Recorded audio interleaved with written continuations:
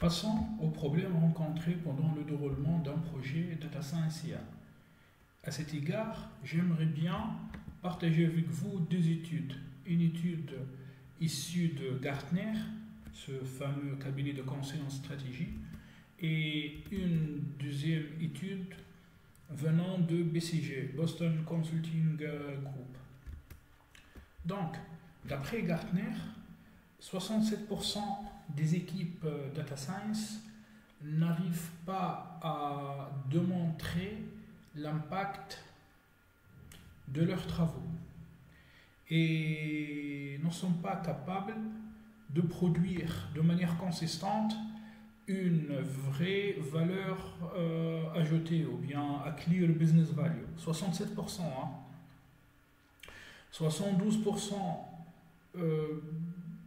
n'arrivent pas à atteindre les objectifs fixés au départ, parlant profit, et 73% n'arrivent pas à atteindre les objectifs en termes d'optimisation et de cost savings, réduction des coûts. Voilà, donc ça c'est Gartner.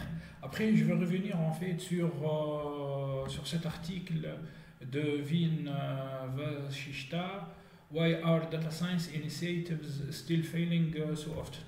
Ok, donc juste j'aimerais que vous mémorisez 67%, 72%, 73%.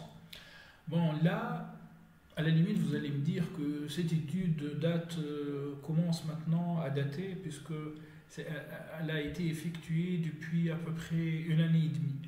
Mais, ce qu'on pense en fait de cette étude toute fraîche qui vient de BCG,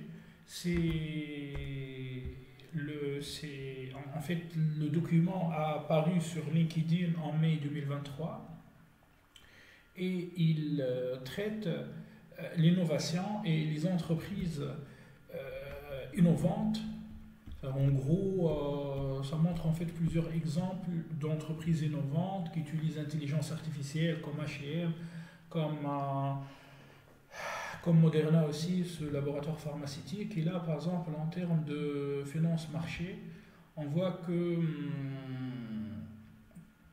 l'indice BCG 50, qui contient les entreprises les plus innovantes, en fait, surperforme de 3,3%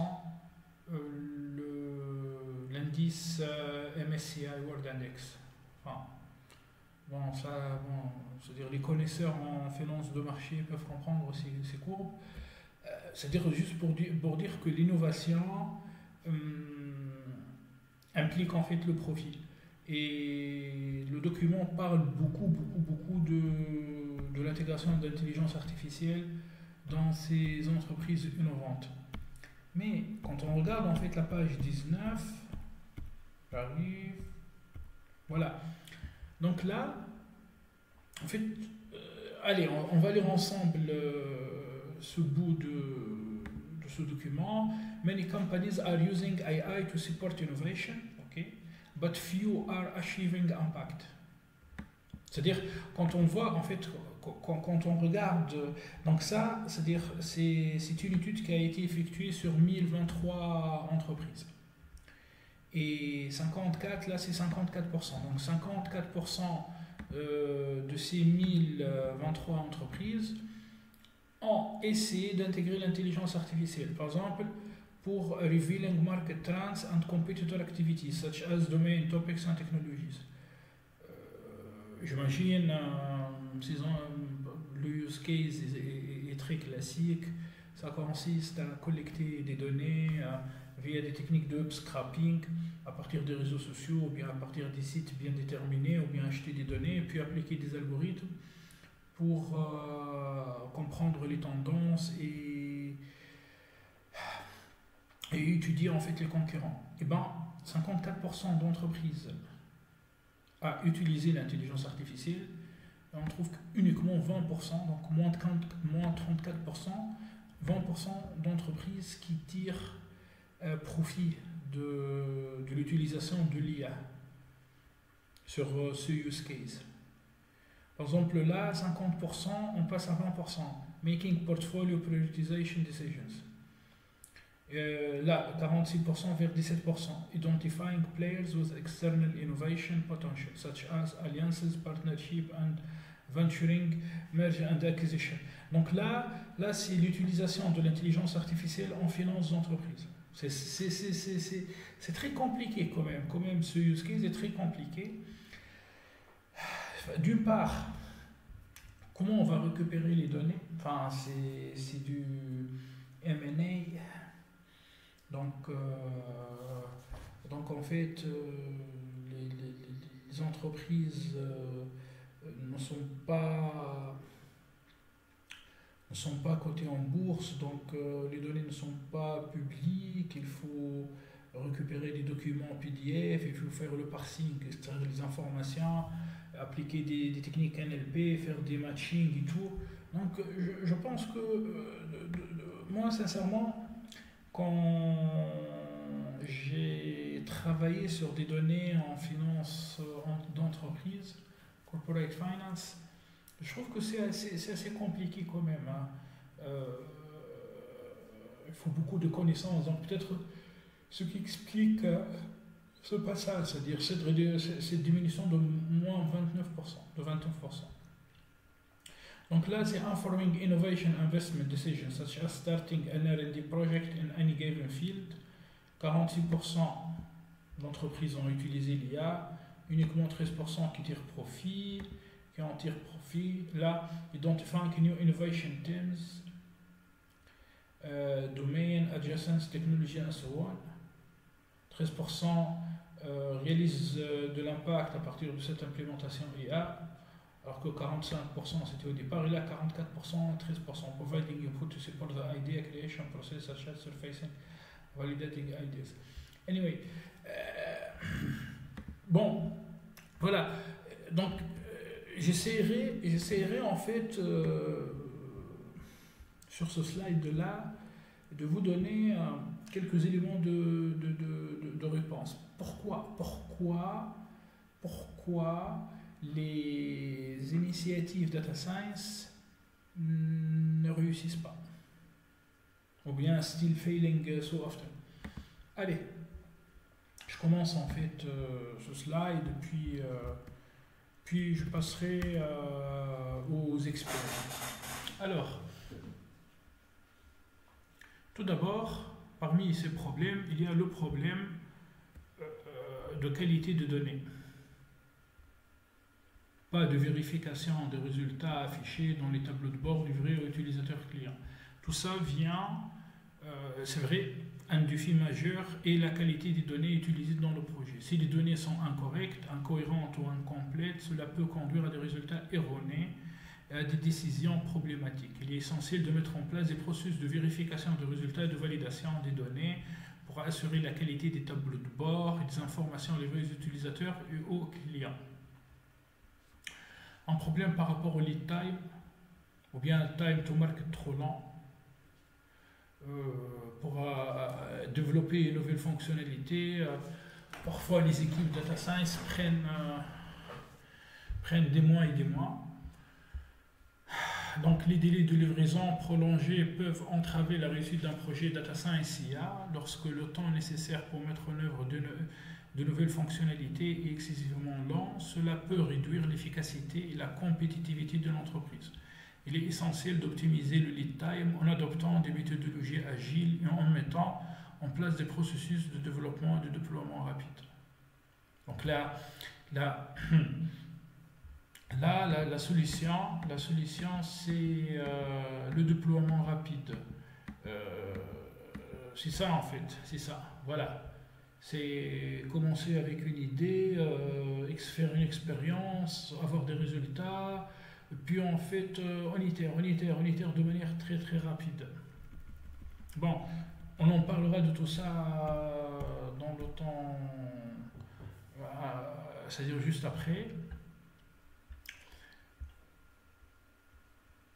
Il y a aussi le manque de visibilité sur les avancées et les échéances. Il est crucial d'avoir une visibilité claire sur l'avancement du projet et les échéances à respecter, les estimations erronées et le manque de suivi peuvent entraîner des retards et une perte de confiance de la part de la hiérarchie et des parties prenantes. Des mécanismes de suivi appropriés doivent être mis en place pour s'assurer que les échéances sont respectées et que les progrès sont transparents. Donc là, je pense qu'il existe en fait double problème. Le premier problème, c'est le problème d'estimation. Il existe plusieurs écoles. Il y a des gens en fait qui disent qu'on ne peut pas estimer correctement. Et ça ne sert à rien d'estimer, donc on ne peut pas estimer tout court, car toutes les estimations sont fausses. Puis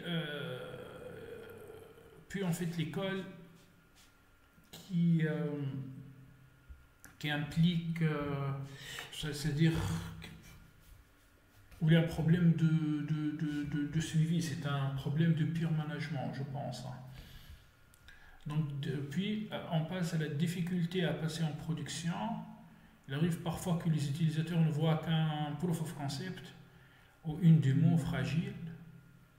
Et c'est récurrent, c'est-à-dire, dès qu'on parle data science, on parle POC, on parle démo fragile. Démo fragile, ça veut dire quoi? Ça veut dire qu'on va déployer une application web, par exemple avec Streamlit, ou bien avec Grad.io, ou bien avec un dashboard qui n'est pas sécurisé, qui n'est pas très très performant, ou bien on va livrer un Jupyter Notebook au client. Bon, c'est pas sérieux.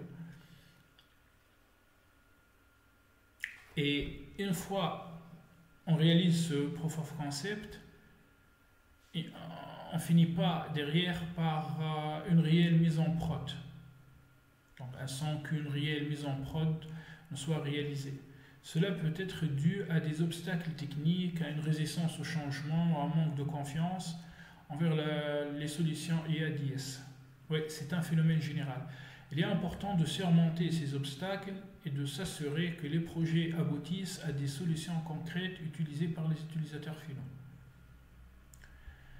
Le cinquième problème, c'est la difficulté à communiquer avec les data scientists. La communication entre les équipes techniques et les data scientists peut parfois être un défi. Les informations techniques fournies peuvent être complexes et mal expliquées, ce qui peut entraîner des malentendus et des difficultés de collaboration. Il est crucial d'établir une communication claire et ouverte pour faciliter la compréhension mutuelle et favoriser une collaboration efficace. Des difficultés à identifier les règles métiers. Il peut y avoir des difficultés à identifier et à comprendre les règles métiers qui sous-tendent les problèmes abordés par les projets Data Science IA. Tant du côté métier, on peut mettre tout ça, côté métier, sous la résistance au changement ou l'inertie, c'est très connu.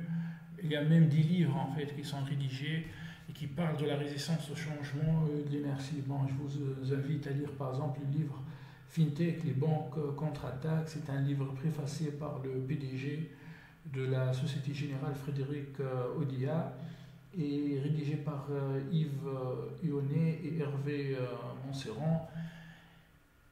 Sur des pages et des pages, il traite l'inertie et la résistance au changement.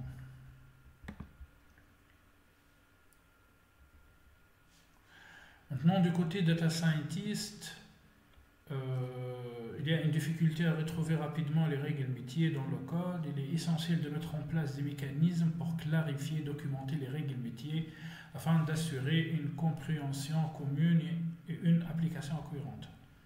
Puis, des difficultés de recrutement, de rétention des talents. Le recrutement de talents qualifiés en data science IA peut être un défi, notamment en raison de la concurrence sur le marché, d'une part. D'autre part, les écoles d'ingénieurs en fait et les écoles, les business schools, malheureusement, il y a en fait, disons, une latence ou bien un décalage de formation.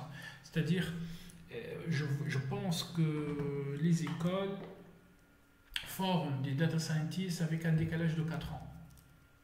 C'est-à-dire là, tout de suite, il existe en fait des stacks technologiques, des modèles, des exigences techniques Et on veut ça aujourd'hui, là, en juin 2023, alors que les écoles d'ingénieurs sont en train de former les ingénieurs data scientists sur des stacks technologiques qui ont été demandés en 2020, en 2018, 2019. Bon, il y a un progrès, mais il y a un vrai problème en fait de formation des talents, malgré que les talents en data science, il y a des centaines d'ingénieurs qui sortent tous les ans avec des diplômes ingénieur informaticien spécialisé en data science, ingénieur statisticien spécialisé en data science, ingénieur télécommunication TIC spécialisé en data science en IA. Donc il y a un vrai problème de formation. D'autre part, bien évidemment, quand les bons candidats, le nombre des bons candidats est faible, donc ça va créer une concurrence sur le marché.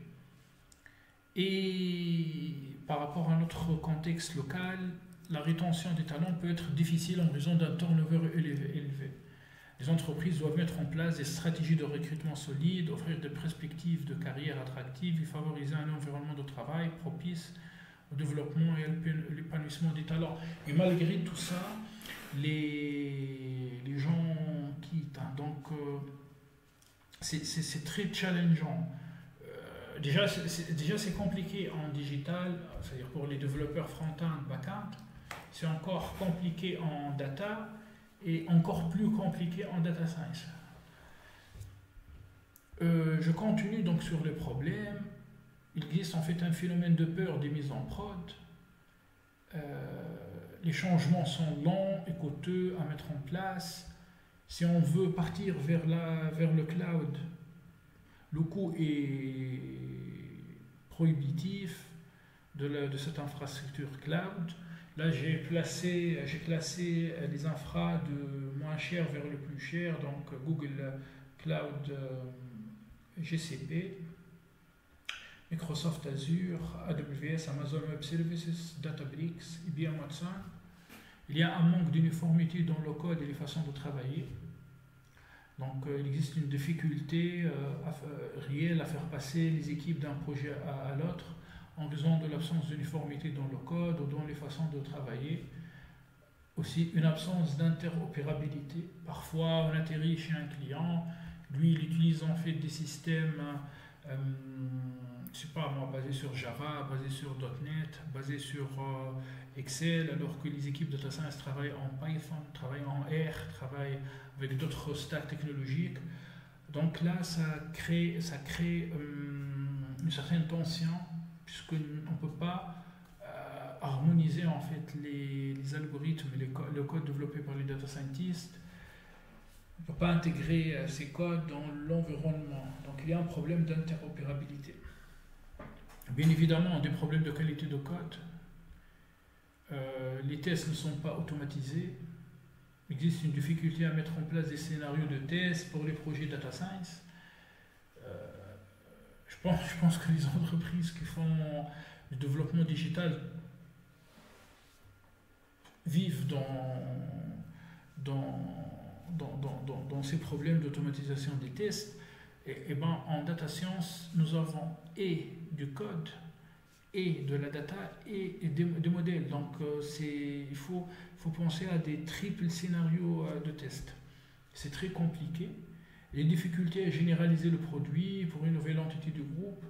Par exemple, si on commence, bien l'équipe data science travaille avec un département ou bien une direction X dans l'entreprise, et on veut après généraliser les use cases de ce département ou bien de cette direction à une autre direction, et bien on trouve des difficultés car le code est trop lié au premier cas d'usage et ne peut pas être facilement adapté. Donc ça demande du temps. Donc on revient au changement lent et coûteux, on revient à peur de mise en prod, on revient à lead time to market trop lent. Et des problèmes de performance, ça c'est purement IA data science. Certains modèles sont trop longs à entraîner. Donc il faut des serveurs avec des cartes graphiques puissantes, mais c'est cher. Il faut des serveurs avec beaucoup de processeurs. Voilà. des serveurs avec des capacités de stockage assez élevées. Ici, bon, j'essaie de résumer, donc confiance, qualité, lead time, visibilité, production, confiance, business, data, recrutement, lead time, interopérabilité, test, généralisation, performance. Voilà, donc là, j'ai essayé de parler des problèmes rencontrés pendant le déroulement d'un projet Data Science IA. Selon mon point de vue, je pense que je suis très très gentil car ce que je vous propose dans quelques instants, c'est-à-dire l'avis des experts, est très très violent. Donc attachez vos ceintures. Voilà, donc je vais commencer par un data scientist qui travaille en Arabie Saoudite. Moi, je le suis beaucoup et ses posts, ses publications sur LinkedIn. Il travaille beaucoup sur des chatbots. Je pense qu'il est parmi les rares spécialistes d'implémentation des chatbots auprès des institutions financières au Moyen-Orient. Puis, on va passer en fait grande distribution. Puis on va passer vraiment IT. Et croyez-moi, je suis peut-être le plus gentil parmi les quatre. Parmi ces quatre experts. Allez, on commence en fait par l'Arabie Saoudite. Donc lui, il écrit en arabe. En fait, parfois il écrit en anglais, parfois il écrit en arabe, mais là, cette publication est rédigée en arabe, mais ne vous inquiétez pas, je vais la traduire en français. Donc là, ils disent الطرق العشرة الأكثر شيوعاً وسرعة للفشل في إدارة علم البيانات. Les 10 méthodes les plus répandues et les plus rapides si on veut l'échec d'un projet en sciences des données, ou bien si on veut l'échec fatal du management d'un projet en data science. Enfin, tout d'abord, donc 1, 2, donc là, elle parle de 10, hein, mais lui, il montre 1, 2, 3, 4, 5, 6. Ce sont des chiffres indiens. 1, 2, 3, 4, 5, 6, 7, 8. Puis il dit là, je viens de vous donner 8, mais complétez-moi le 9e et le 10e, peut-être le 11e. Bon, bien évidemment, je ne vais pas vous donner son identité. Hein. Donc, تتعامل مع الذكاء الاصطناعي بoperation mindset تفشل. C'est-à-dire, si tu traites l'intelligence artificielle comme un manager opérationnel, eh ben, tu vas échouer. تتعامل مع علم البيانات كinnovation تفشل. Si tu traites l'intelligence artificielle, la data science, uniquement comme un domaine d'innovation, on fait uniquement d'innovation, c'est-à-dire on est en train, on va traquer, on va aller chercher le dernier algorithme, c'est-à-dire le Time Graph Neural Network. Okay, c'est-à-dire les gens parlent des graphes Neural Network. Allez, on va faire ça. Les gens parlent du LLM, allez, on va faire ça.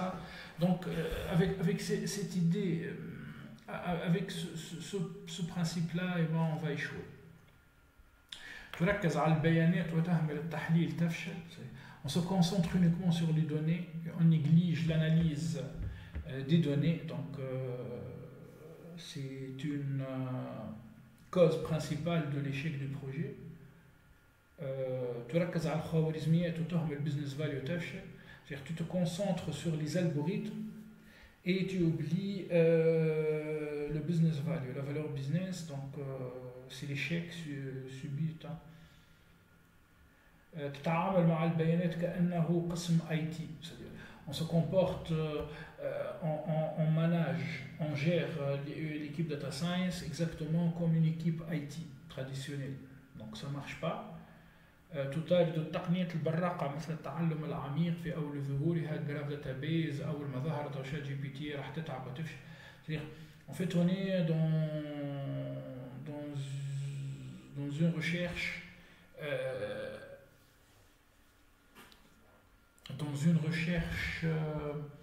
perpétuelle des dernières tendances, des derniers cris, deep learning, c'est-à-dire depuis son avènement, là, depuis à peu près 5 ans, 8 ans, les bases de données sous forme de graphes, Neo4j, ou maintenant ChatGPT. Donc le projet va échouer. تبني use case من غير data pipeline تفشل. Tu construis un cas d'usage sans data pipeline, sans pipeline data, ça va pas marcher. تبني rigid data governance وما عندك تحليل قوي تفشل. Tu construis un rigide, c'est-à-dire une gouvernance de données très très rigide, et tu n'as pas assez de compétences pour analyser les données, et ben, c'est l'échec aussi. Tu manages une équipe de data science comme une équipe IT, c'est-à-dire une équipe de développeurs front-end ou bien back-end, ça ne marche pas. Comme une équipe de marketing, ça ne marche pas. Comme une équipe de stratégie, ça ne marche pas. تدير فريق علم البيانات مثل إدارة الاي تي تفشل، المبيعات تفشل، المسلسلات تفشل. Voilà, donc lui là, il donne des bonnes idées. Bon, j'essaierai, si vous voulez, en fait, de vous traduire tout ça en français, comme ça vous aurez... Bon, je lis en fait, c'est hyper mélangé, hein, c'est français, anglais, arabe, je suis désolé. Allez, je passe maintenant en fait à lui. Il est chef d'une équipe data science dans une enseigne de grande distribution en France. Donc on passe du Moyen-Orient vers la France. Pourquoi les projets data échouent en entreprise? La raison 5 va vous surprendre ou pas. Attention, là il y a des gros mots, hein, et enfin les gens commencent à critiquer. Je pense qu'ils ont raison, car les choses sont compliquées. Allez, la première raison, des data scientists qui ne savent pas faire de la science. Oui, c'est vrai. C'est-à-dire, parfois les data scientists ne maîtrisent pas ni la data science, ni le machine learning, ni le deep learning, ni le data mining. C'est tout à fait normal que si les data scientists n'ont pas en fait les connaissances nécessaires, donc le projet ne va pas atteindre ses objectifs. Deuxième raison, des data engineers qui ne savent pas faire de l'ingénierie logicielle. Ok, c'est-à-dire là, bon, on commence à voir en fait des data engineers. En fait, normalement, un data engineer, à la base, c'est un ingénieur informaticien. Oui, car finalement, la data engineer, oui, c'est vrai, on peut faire du data, on peut faire du data engineering avec SSIS, SSAS, SSRS, enfin, avec des logiciels développés par Microsoft, ou bien avec Talend, avec IBM Cognos, avec tout ça. Mais ça ne cache pas qu'à la fin de la journée, Talend, c'est rédigé en Java. Donc finalement, il faut intégrer du code en Java. Si on travaille avec des technologies Microsoft, que ce soit in-premise ou bien dans le cloud, on va écrire du code SQL ou bien du code en Python, du code en Java, en Scala. Donc finalement, quand on parle vraiment de data engineering, il faut avoir des réflexes en informatique, hein, en ingénierie, c'est-à-dire les bonnes pratiques en ingénierie logicielle. C'est très compliqué, hein, mais ça fait mal, et je pense qu'il a raison. Des data analysts qui calculent des KPI qu'ils ne savent pas analyser, oui, ça c'est vrai. Des DevOps qui ne développent pas et qui opérationnalisent tout à la main. Ouais. Je connais une entreprise en fait où les DevOps donnent des tokens de manière manuelle tous les jours en fait aux développeurs front et back. Donc à la limite, si le développeur front-end veut tester car bon, c'est une petite entreprise, donc les développeurs front-end font aussi du test. Et si le développeur front-end, par exemple, il va automatiser des tests, et si le test, il va taper sur il va consommer une API 50 fois par seconde, 50 fois par minute, ou bien il va taper sur le front-end plusieurs fois par minute.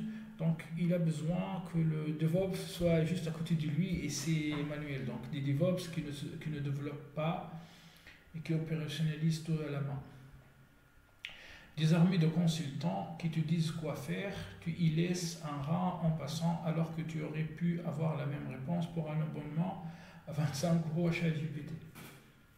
Bon, en fait, peut-être je ne suis pas tout à fait d'accord car il y a des bons consultants et il y a des mauvais consultants. Peut-être lui, il a rencontré beaucoup de mauvais consultants, mais il a raison de se méfier de ces consultants, mais qui n'ont absolument pas la moindre idée de comment le faire et de toute façon, quand la merde commencera à appuyer, ils ne seront pas là. C'est tout à fait normal. En fait, un consultant, il est payé sur une mission, donc quand il finit sa mission, il va partir. Mais le problème, c'est que s'il va laisser ça derrière lui, c'est pas bien. Des coachs agiles et des Scrum Masters qui t'expliquent la vie et l'importance des estimations et des process alors qu'ils ont 0 ligne de code à leur actif.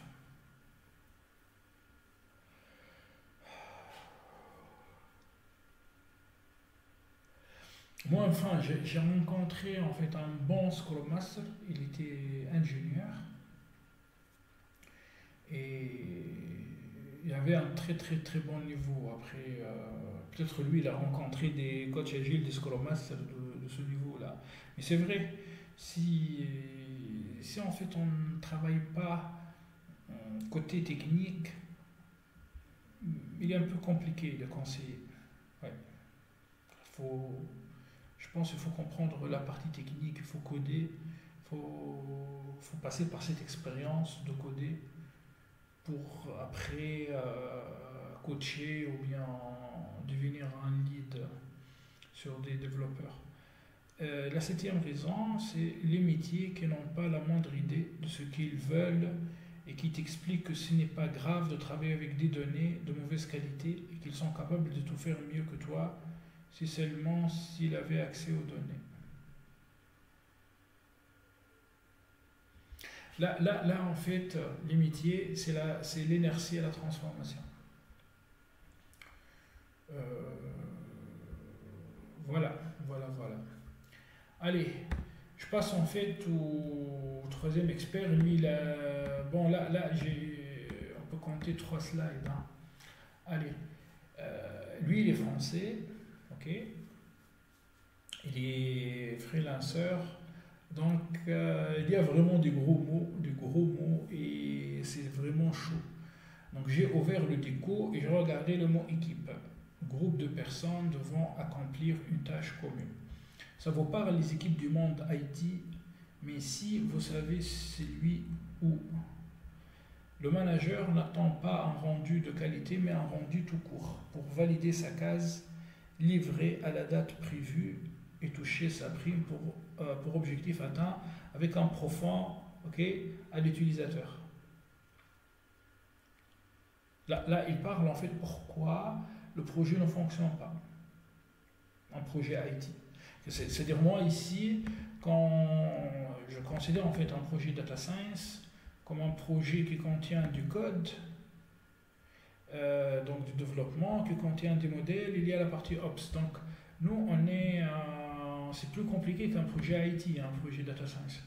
Donc la définition donnée par ce monsieur-là inclut aussi les projets data science IA, où chaque développeur travaille avec son casque, l'un avec de la house, l'autre du rap, l'autre du classique, sans jamais vraiment se parler, hormis le daily meeting, hein, car oui, le full présentiel est bien plus social que le full remote.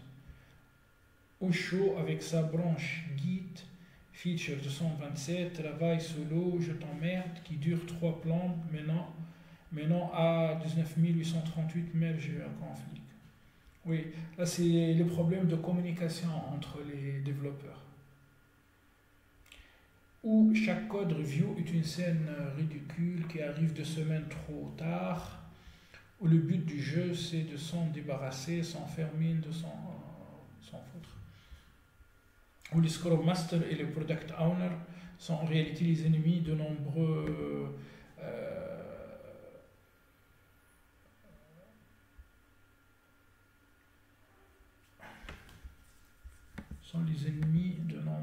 attendez.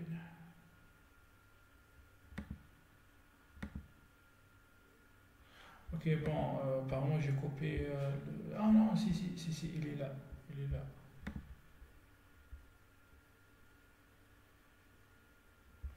Il est là. Ouais, ok. Donc, les Scrum Master et Product Owner sont en réalité les ennemis de nombreux devs qui vivent en pleine méfiance et peur de l'autre. Ils vont réussir à me livrer la feature, je ne les crois pas plus Cécile, dev. Ils vont nous saouler longtemps avec leurs 1000 réunions par sprint où on nous demande toujours de faire mieux et de nous engager à faire mieux. Donc,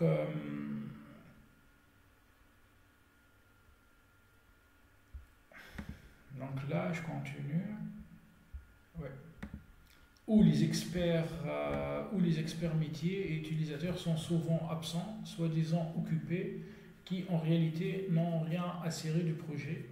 Ce dernier inventé de toutes pièces pour valider une pauvre case, transformation agile réussie. Ben, c'est grave, hein. Où les ordinateurs portables fournis aux devs dans les grands groupes sont aussi sécurisés que le coffre-fort de la banque suisse, incapable d'installer le moindre plugin pour son IDE, qui permettrait d'aller 10 fois plus vite. Ou ceux qui restent pour finir leur tâche avec brio, après 18 heures, sont mal vus comme des no-life ou des personnes inefficaces, car dans une team, oui, tout le monde doit partir à la même heure, c'est bien connu. C'est-à-dire là c'est contradictoire. C'est-à-dire l'agilité demande en fait des gens réactifs, en même temps, si on reste pour finir la tâche, les gens vont nous dire que nous ne sommes pas efficaces ou bien qu'on n'a pas de vie alors qu'on aime ce qu'on est en train de faire, quoi, enfin, comme data scientist. Ou le pair programming, là il parle en fait de l'extreme programming, où le pair programming et le mob programming sont vus comme une proposition ridicule, voire insultante. On a 10 PC, on veut des écrans allumés. Où l'empathie manager implique dev fera le néant dès lors que l'objectif annuel du manager est mis en jeu. Où les développeurs sont les derniers à recevoir les feedbacks utilisateurs. Donc là, c'est-à-dire quand on va isoler les développeurs des utilisateurs finaux, c'est-à-dire on va mettre des couches et des couches. C'est-à-dire nous avons l'utilisateur final, on va mettre une couche en fait product owner, puis on va mettre une autre couche, on va mettre une autre couche, puis une autre couche en fait manager, puis une couche de développeurs. Et les développeurs ne rencontrent pas l'utilisateur final. Donc, où les développeurs sont les derniers à recevoir les feedbacks utilisateurs, loin dans la chaîne, alors que ce sont eux qui font le boulot principal et de loin, et qui sont maîtres et garants des changements. Où le dev qui s'intéresse à la rédaction des specs est vu comme un voleur de job, un donneur de leçons, voire un être irrespectueux qui ne se contente pas qu'à ses lignes de code. Où la notion de sprint porte bien son nom, sans aucune prise en compte de surménage ni de burn-out. Je peux continuer longtemps comme ça. C'est un sujet qu'un dev m'avait évoqué en message privé. Il mérite qu'on parle bien plus souvent. La débilité du monde de l'entreprise, notamment les entreprises dans l'IT. Donc là, en fait, je pense qu'il va très très loin, mais c'est intéressant. C'est intéressant. En fait, si on comprend pourquoi c'est compliqué, si on fait correctement le diagnostic, eh ben, on peut pallier, contourner tous ces problèmes, toutes ces difficultés et réussir le projet. C'est-à-dire, on sera parmi les 5% qui tirent profit de l'IA et qui atteignent une vraie valeur business, quoi. C'est-à-dire, ils sont là. Ok, je continue. Donc, why are data science initiatives still failing so often?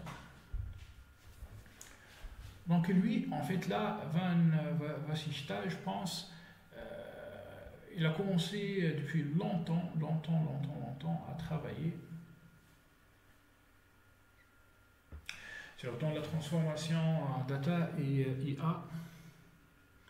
Donc depuis 2012. Hein. Donc là, il explique les dettes, c'est-à-dire la dette technique, la dette stratégique, la dette culturelle d'une équipe data science. Enfin, cet article, il est payant maintenant. Heureusement, moi, je l'ai téléchargé dès sa sortie et dès sa rédaction, c'est-à-dire juste après, je pense, quelques minutes en fait de sa publication.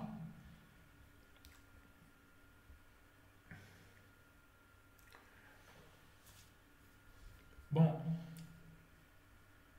pour cette partie, laissez-moi en fait vous lire ces 3 paragraphes, et puis je préfère commenter cet article en fait dans une nouvelle vidéo. Donc, il existe 3 sources de dette et uniquement 2 parmi ces 3 qui sont responsables de ce problème de return on investment. Pourquoi les activités des équipes data science ne sont pas très lucratives, ou bien pourquoi en fait les équipes de data science ne sont pas un centre de profit, par contre c'est un centre de coût. Donc la première, dette est technique. We know this one well. Most data teams are given the budget and the resources to fix this sort of debt. What's missing is the power to fix it. The technology problem spans the enterprise. External teams own different parts of the data infrastructure. Most refuse to give up their power and control over components they should not hold. When the data team does not have access to all the infrastructure necessary to manage the entire data science lifecycle, they are set up to fail. It is called the data team for a reason. And the first word in the name kind of gives away its purpose. The purview of a data team should be all the enterprise's data. When business are unwilling to give the data team access to data or the ability to consolidate infrastructure, they have hobbled the team's return on investment. Bon, je peux passer 1 heure en fait à vous parler de cette dette. Bon, moi j'ai tout compris. Hein. Je ne sais pas ce que vous avez compris ou pas. La dette stratégique, technology manages business operation and is integrated into most products. It becomes critical for the business success. Yet C-level leaders have not chosen to develop a technical strategy without a top-level connection to business strategy. It is nearly impossible to make the connection at the initiative level. Businesses cannot execute their way to value. They believe that they can is the source of most strategic debt. There is a misconception that if you just build, eventually it will result in value. In case study after case study, that assessment has been refuted. Zillow just built a home buying unit and ended up laying off a third of the company. Là, il parle en fait d'un vrai problème qui it is painful. C'est le problème de Zillow. En fait, c'est une entreprise qui a commencé comme un site de real estate. Enfin, je ne sais pas c'est quoi real estate en anglais, en français. Voilà, d'immobilier. Annonce immobilière. Et puis à un moment donné, en fait, ils ont dit tiens, allez, on va commencer à investir en immobilier. Sauf que Zillow, a priori, n'a pas recruté en fait des spécialistes métiers. Par contre, elle a recruté beaucoup de data scientists. Et ces data scientists utilisaient en fait les meilleurs modèles pour faire des prédictions sur des séries temporelles, c'est-à-dire pour prédire les prix des immobiliers, enfin, des maisons, des appartements. Il se trouve que, d'après ce que j'ai lu sur LinkedIn, les data scientists de Zillow étaient fans d'un modèle développé par Facebook qui s'appelle Prophet. C'est un modèle bayésien. En fait, je viens de réaliser là depuis 2 semaines que c'est un modèle, maintenant c'est plus un black box, en fait on peut interpréter ses résultats. Et ce modèle a priori a donné des prédictions avec en fait une erreur à la hausse de 10%. Donc les data scientists ont donné des recommandations à aux managers du Zillow, les C-levels, d'acheter des maisons. C'était en fait juste, c'est-à-dire à la fin de la crise du Covid-19, à la fin de la période du lockdown, et après il y avait en fait une explosion de la boule immobilière aux États-Unis, ce qui a causé en fait des pertes colossales à Zillow. Donc Zillow finalement a fired un tiers en fait de l'entreprise. Et c'était en fait un séisme dans la communauté de data scientists. Après là, il parle de Meta, hein, comme quoi j'étais en train de parler de Prophet de Facebook, il parle de Meta. Meta just built the metaverse and it's pulling back.